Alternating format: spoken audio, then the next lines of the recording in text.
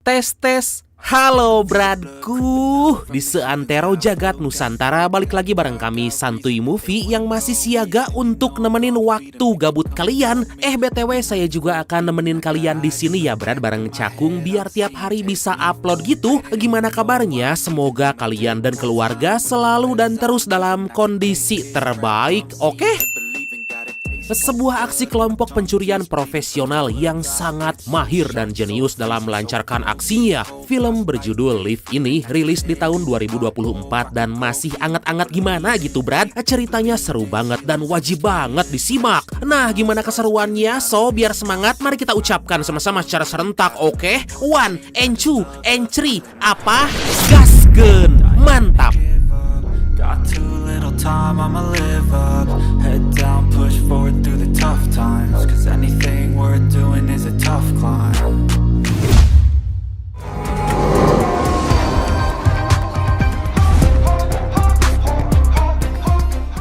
Dalam sebuah acara pelelangan yang terletak di wilayah Venesia, para tamu undangan berdatangan dan memakai topeng. Tapi beda dari yang lain, seorang pria yang bernama Cyrus ini malah menunjukkan identitas aslinya. Diketahui pelelangan yang lagi berlangsung ini diawasi oleh para agen Interpol di bawah pimpinan seorang wanita yang bernama Abby, karena ternyata Cyrus adalah seorang pencuri kelas kakap yang diduga akan beraksi di tempat itu. And the friend's mom. Russ. Selain melelang barang-barang antik dan karya seni terkenal, acara pelelangan itu juga melelang sebuah NFT sekaligus menghadirkan penciptanya yang misterius dan dikenal dengan nama N-Egg. N-Egg sendiri lebih memilih untuk nggak menunjukkan identitas aslinya pada siapapun karena itu bisa menjadi sebuah hal yang unik dan bisa menaikkan harga pasar. Buktinya karya N-Egg yang dilelang sekarang selain keren dan limited, benda berbentuk topeng besar ini dilengkapi banyak sekali kamera yang bisa membuat NFT secara langsung. These will be generated from a live 30-second feed. Inspired by Vincent van Gogh, the digital artist, this mask will create the NFT. Inspired by... Di luar nalar setelah melihat karya N-Egg yang begitu memukau, Cyrus menawarnya dengan harga $12 juta. Mengetahui hal tersebut, seorang pengusaha muda yang kita sebut aja Opik lah ya kayak biasa, langsung menaikkan harga menjadi $16,5 juta. Cyrus yang gak mau ketinggalan tentu aja menaikkan harga kembali menjadi $20 juta. Duh, itu duit semua bukan ya apa daun. Sampai pada akhirnya saat pelelangan barang tersebut dimenangkan oleh Cyrus, tiba-tiba Bye. Stefano, andiamo.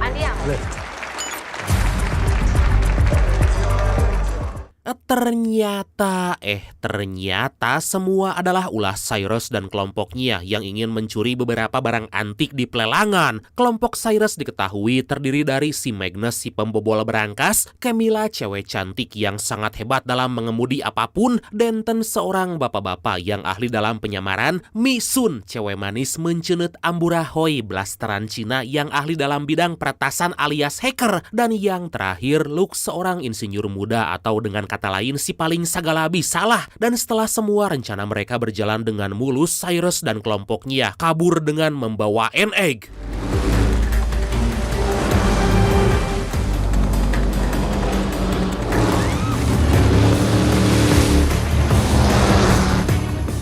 Mengetahui hal tersebut, Abby langsung mengerahkan beberapa pasukan untuk mengejar mereka. Tapi sangat disayangkan karena keahlian yang begitu hebat, kelompok Cyrus bisa dengan mudah melarikan diri.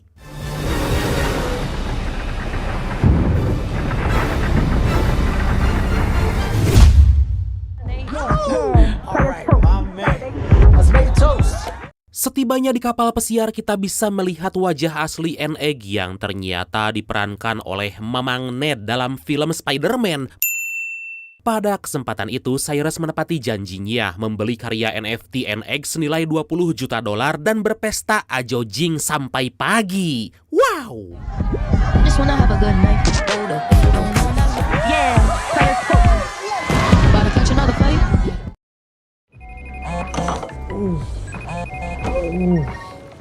Atas hilangnya NEG yang diculik oleh kelompok Cyrus, semua channel televisi menyiarkan berita tentang hilangnya NEG. Abby yang melihat sebuah kejanggalan dari Denton dalam sebuah rekaman video langsung menangkapnya. Sedangkan di waktu yang sama NEG yang baru sadar jika dirinya telah diculik seketika langsung ketar-ketir. Beruntung sebelum NEG mengira mereka yang enggak, Cyrus menjelaskan maksud mereka menculiknya.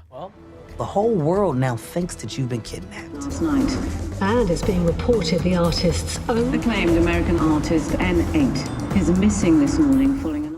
Cyrus menunjukkan gambar sebuah lukisan Mona Lisa yang awalnya hanya bernilai $25.000. Tetapi setelah berita pencurian lukisan itu tersebar ke seluruh dunia, lukisan Mona Lisa menjadi berharga hingga bernilai $860 juta. Dan berkat Interpol dan sebuah iklan gratis yang menayangkan penculikan NEG, kini semua NFT karya NEG melonjak pesat di pasaran sampai di harga $89 juta. Disinilah Cyrus mengatakan maksudnya di mana dia meminta 40% dari laba hasil penjualan karya NFT NEG.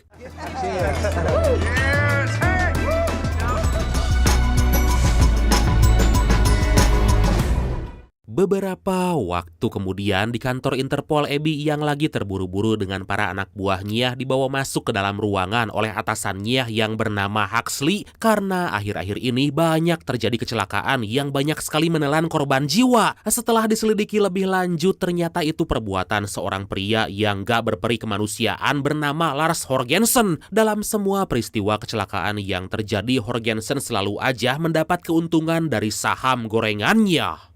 Millions could die. And Jorgensen would make billions of it.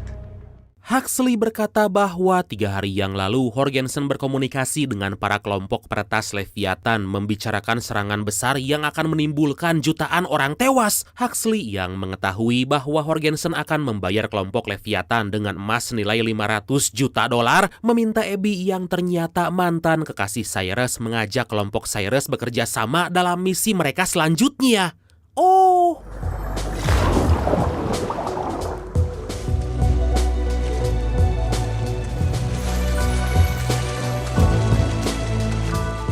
pada malam hari, Abby pun langsung mengunjungi Cyrus dan menerangkan ingin mengajak bekerja sama. Mendengar hal itu, Cyrus tampak enggan karena dia tahu seberapa kejamnya Horgensen. Tetapi setelah Abby menjelaskan bahwa itu semua demi keselamatan banyak orang dan berjanji akan membebaskan semua hukuman pada kelompoknya, dengan berat hati Cyrus menuruti permintaan Abby asalkan Abby harus ikut.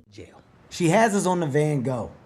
Plus, and not that this should sway any... Dengan kehadiran Abby, semua anggota kelompok Cyrus menolak karena menganggap jika itu hanya sebuah jebakan. Tapi setelah melihat kedatangan Denton yang ternyata benar dibebaskan oleh Abby, semua kelompok Cyrus pun sepakat dan mau mendengarkan rencana yang akan mereka lakukan. Okay. Abby menjelaskan bahwa Horgensen dalam 17 hari lagi akan memindahkan $500 juta berbentuk emas batangan dari Bank London ke kediamannya. Emas-emas itu akan dikemas dalam peti persegi dan diangkut ke pesawat penumpang bernama Sky Swissie. Rencana yang harus mereka buat adalah bagaimana caranya agar emas-emas itu bisa diambil atau dicuri. Walau dirasa mustahil, Cyrus meyakinkan semua kelompoknya agar menganggap bahwa ini hanya aksi pencurian biasa. Whole plane? It's kind of hard to take half a plane. With 250 people on board. Setelah dipikir dengan matang, Cyrus membutuhkan sebuah jet pribadi untuk mengangkut semua emas dan memindahkannya sebelum pesawat mendarat. Mengetahui kalau Opik punya sebuah jet pribadi yang cocok, mereka pun segera pergi mendatangi Opik. Especially with the glass roof. I don't know. My jet is priceless. It's a one-off concept model. Secara mengejutkan, Opik punya sebuah pesawat jet yang sangatlah begitu mewah dengan berbagai fitur yang lengkap. Pada kesempatan itu, Abby dan Cyrus pun menjelaskan maksudnya yang ingin meminjam jet pribadi Opik dalam beberapa hari ke depan dengan terpaksa karena nggak ingin ditangkap karena telah menjalankan beberapa bisnis ilegal. Opik pun akhirnya setuju. We gotta make that jet invisible to radar.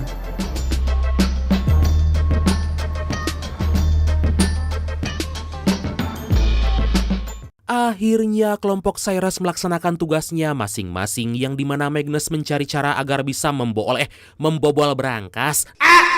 Dari dalam pesawat yang lagi terbang, Camilla belajar cara mengemudikan sebuah pesawat jet agar bisa berada tepat di bawah pesawat untuk mendapat sinyal, dan agar visibilitas sekitar pesawat tetap stabil, Cyrus menyuruh Luke untuk membongkar NFT egg yang dia beli, menempelkan semua kamera pada jet, dan membuatnya sedemikian rupa agar gak terlihat. I keep getting caught. Find a way to get it close to an A380 to swap signals. Gak ketinggalan, Mamang Denton berakting layaknya seorang bapak-bapak seperti biasa, membawa beberapa barang yang dibutuhkan. Sedangkan Misun mencari cara agar bisa memasuki sistem pesawat dan membuat semua rencana berjalan dengan lancar. Tapi karena alat penghilang radar yang digunakan mereka, yaitu APSP, bila diaktifkan secara bersamaan dalam dua pesawat akan terdeteksi, Abby yang punya seorang teman dari kontrol lalin udara di daerah yang akan dilewati pesawat pun langsung membawa Cyrus menemui orang itu.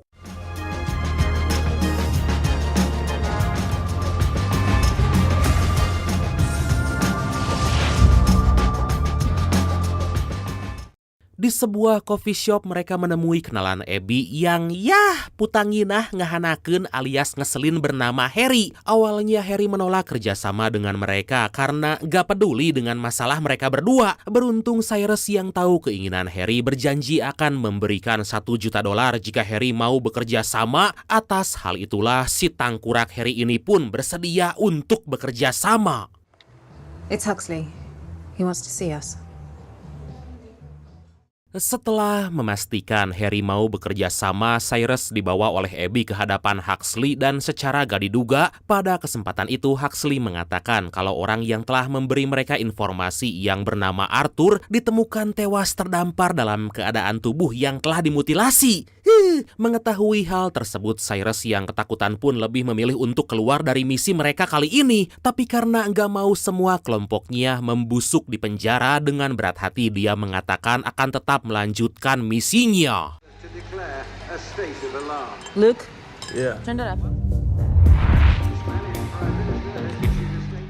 Beberapa waktu kemudian belum juga kabar berita tentang Arthur hilang. Cyrus dan kelompoknya dibuat ketakutan oleh tindakan Jorgensen. Demi mendapatkan keuntungan dari saham gorengannya, Jorgensen yang bekerja sama dengan kelompok Leviathan telah membanjiri hampir seluruh kota wilayah Madrid yang banyak sekali menelan korban jiwa. Atas hal itulah Cyrus yang gak mau kalau semua kelompoknya menjadi korban menyuruh mereka untuk berhenti dan hanya dia dan Abby yang akan melanjutkan misi. Tapi secara gak disangka semua kelompok Cyrus yang sangat menyayanginya dengan tulus memutuskan untuk melanjutkan misi.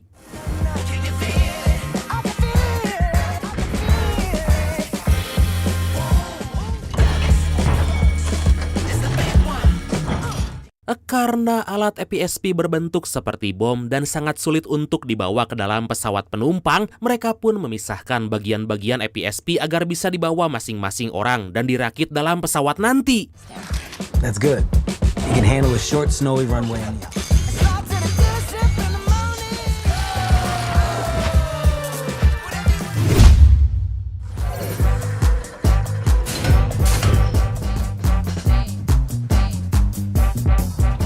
Singkat cerita, akhirnya hari yang ditunggu-tunggu pun tiba. Terlihat di Bandara Heathrow, London, Cyrus dan kelompoknya berhasil memasuki pesawat yang berisi emas-emas Jorgensen. Tapi saat pesawat akan lepas landas, mereka dikagetkan dengan Luke yang ternyata gak jadi ikut dalam misi. Di tempat lain, Camilla telah bersiap-siap menerbangkan jet silumannya untuk berada tepat di bawah pesawat mereka nanti.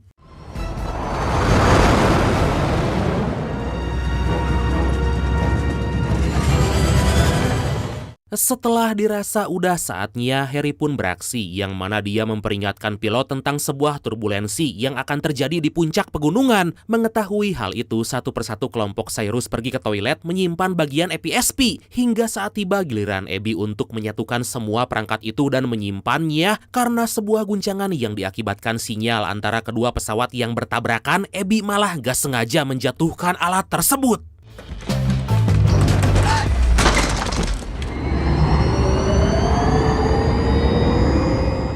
Cyrus yang merasa ada hal yang gak beres segera masuk ke toilet membantu Abby merakit alat EPSP. Di waktu yang sama, Camilla berusaha agar jet yang dia kemudikan bisa tepat berada di bawah pesawat. Dan gak ketinggalan, Magnus pun melancarkan aksinya, membobol berangkas yang ada di pesawat itu. Beruntung atas kerjasama yang sangat baik, sejauh ini mereka berhasil menjalankan misi. Gak lama kemudian, Harry menghubungi pilot pesawat dan mengalihkan pendaratan ke wilayah Charlie Delta Foxtrot beralasan ada banjir yang melanda di landasan udara Zurich. Mendengar hal itu, tanpa rasa curiga, sang pilot pun menyetujui perintah yang dikatakan Harry. Dan setelah semuanya beres, Harry menghubungi Camilla agar menurunkan sebuah drone untuk mengalihkan perhatian para pengawas menara kontrol lain. Victor Sierra 40. Merasa ada hal yang gak beres, anak buah Horgensen segera mengemasi barang-barang dan merancang sebuah pistol kecil. Gak berselang lama, salah satu anak buah Horgensen menyandra seorang pramugari dan berniat untuk masuk ke ruang kokpit. Melihat hal itu, tentu aja Cyrus dan Abby pun segera menghentikan mereka.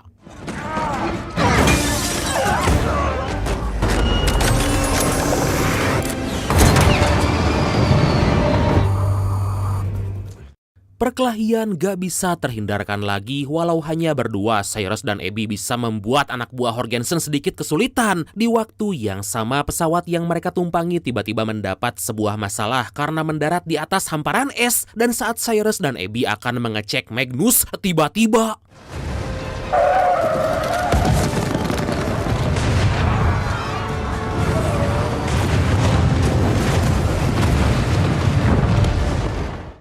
sangat disayangkan karena kejadian itulah Cyrus, Abby, dan juga Magnus tertangkap oleh para anak buah Horgensen. Horgensen yang baru mendapat kabar bahwa kelompok Cyrus akan mencuri semua emas-emasnya memerintahkan anak buahnya agar membawa mereka. Alhasil Camilla yang baru tiba juga diangkut bersama Cyrus dan juga Abby. Sayangnya karena jet yang mereka tumpangi bakal kelebihan muatan, Magnus dibawa dan akan dilenyapkan. Dispose of him. I'm just not really a gun guy, so I get a little nervous. I mean, you could have your Second Amendment rights. Do you even have a second? Di tempat lain, Huxley yang mendapat kabar kalau Abby dan kelompok Cyrus telah tertangkap dan akan dibawa ke hadapan Horgensen bersama semua emasnya, memerintahkan seorang anak buahnya untuk menghubungi NATO meminta bantuan mereka agar menghentikan jet yang ditumpangi Abby.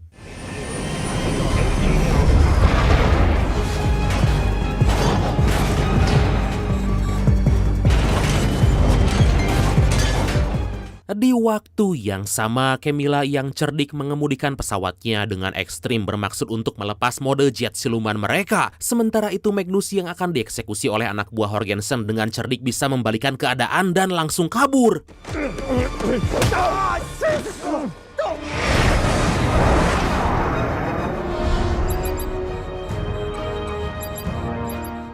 Akhirnya dua pesawat jet tempur dikerahkan pihak NATO untuk memastikan apakah benar dalam jet yang ditumpangi Cyrus adalah para teroris seperti yang dikatakan Huxley. Beruntung Harry yang juga mengetahui hal itu menghubungi pihak NATO bahwa dalam jet terdapat warga sipil yang disandra. Mendengar laporan bahwa NATO gak mau menembak jet yang ditumpangi Cyrus, si tangkurak Huxley tetap memerintahkan NATO agar segera menembak jet itu. Weapons hot. Unidentified. Beruntung sebelum rudal ditembakkan, Cyrus dan Abby menghajar beberapa anak buah Horgensen dan memberi tulisan di bawah jet. Camilla yang paham dengan hal tersebut langsung menjungkir balikan jet mereka agar pihak NATO bisa melihat keadaan mereka saat ini. Alhasil setelah mengalami pertarungan yang sangat melelahkan dan mengalahkan semua anak buah Horgensen, Cyrus, Abby, dan juga Camilla bisa mendarat tepat di halaman rumah Horgensen.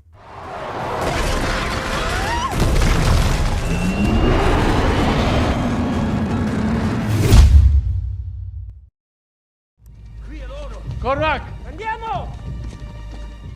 Horgensen dan seorang petinggi Leviathan yang bernama Martina langsung menghampiri Cyrus, Abby, dan juga Camilla. Dengan tertangkapnya mereka, Misun segera menjalankan tugasnya. Mengetahui kalau salah satu dari mereka adalah anggota Interpol, Martina seketika itu juga menghentikan transaksinya dengan Horgensen. Karena hal itulah Horgensen yang gak punya hati nurani langsung menembak Martina. Beruntung sebelum hal buruk terjadi pada kelompok Cyrus, beberapa kepolisian datang ke tempat itu.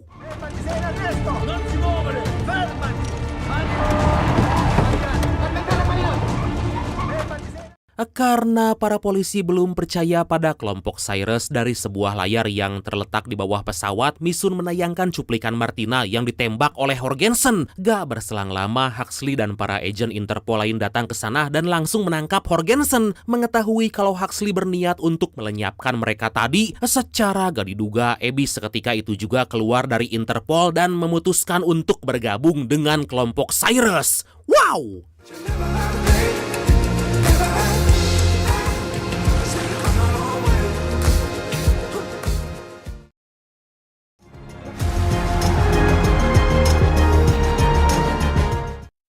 Beberapa waktu kemudian, Cyrus mengatakan hal yang di luar nalar pada Abby karena ternyata sebenarnya mereka telah mencuri semua emas milik Horgensen. Emas-emas itu ditukar dengan emas palsu yang dibuat oleh Magnus saat mereka berdua mengunjungi Harry. Dan Luke, ya sebenarnya dia enggak keluar melainkan menjalankan tugas lain menurunkan emas-emas itu. Atas semua keberhasilan yang mereka lakukan, dengan resmi Abby menjadi bagian dari kelompok Cyrus. Dan akhirnya film ini pun